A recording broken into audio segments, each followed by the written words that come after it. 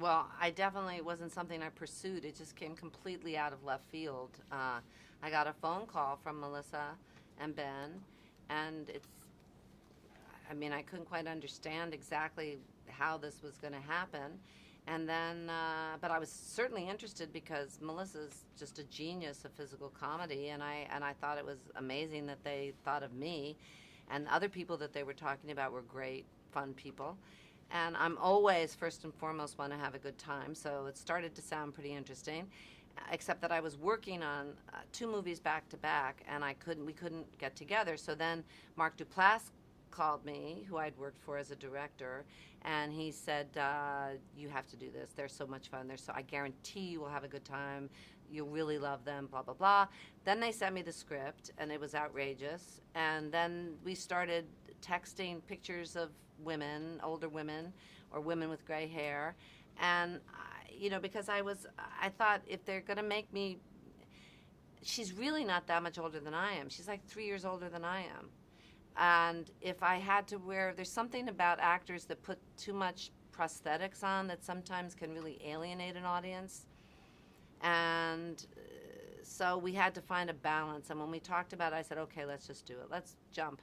But I had to come down from shooting in Canada to try the stuff.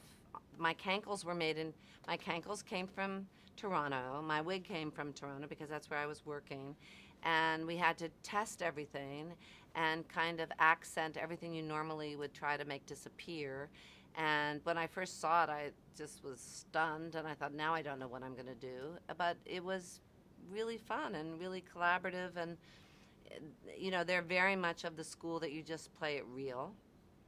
And so everyone just took absurd situations and played them very real. And what I love about the movie is that I don't think it ever feels like I'm condescending to her or that we're condescending to the audience or any of these characters.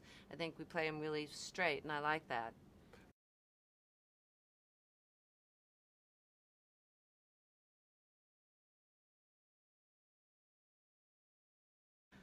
Pearl has very large appetites. That's the good news and the bad news. She's, you know,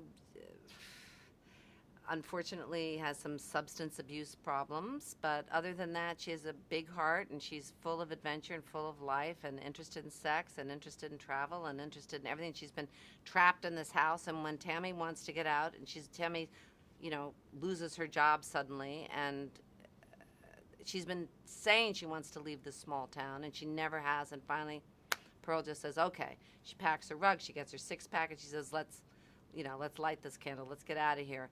And so, it's just a recipe for disaster when the two of them get on the road.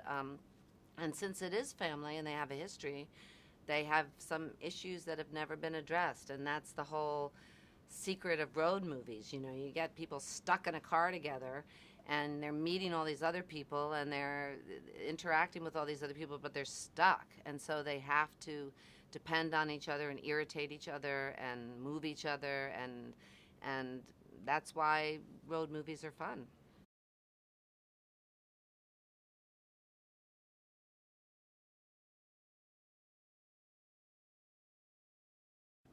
Smart, brave as hell, so sweet. I mean, I think that comes out in the movie. She can do anything, and somehow you forgive her because she is such a good person, such a sweet person, wonderful mom.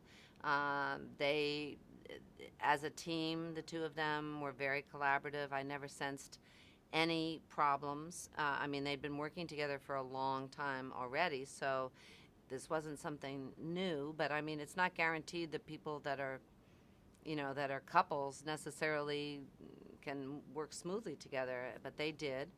I think later on, I did Mike and Molly, her show, twice, and the second one she directed. And if you look at it, I mean, it's a really funny show. I play an alcoholic again, of course. Um, she has a sense of the bigger picture, which a lot of actors do, whether they direct or not. The Clint Eastwoods, the Sean Penns, the Robert Redfords of the world. They know how pieces have to fit together. They're not just trying to satisfy their ego, and she definitely has that. She wants to serve the whole, even though she carried the movie herself, and she's so much energy. I mean, just amazing physically what she had to do, and at the same time would go to the monitor and would notice things and make suggestions, and we all would go to the monitor and make suggestions. But I'm sure she'll be directing more in the future.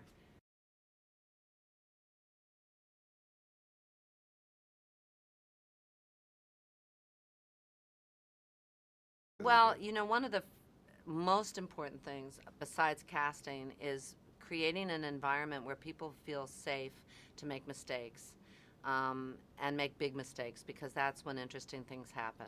And he definitely did that, and he made you feel so appreciated and that you wanted to please him, and that's another important thing. There's nothing worse than being in a movie where the director's mean to you and you feel like a prostitute because you have to give him your best and you hate him.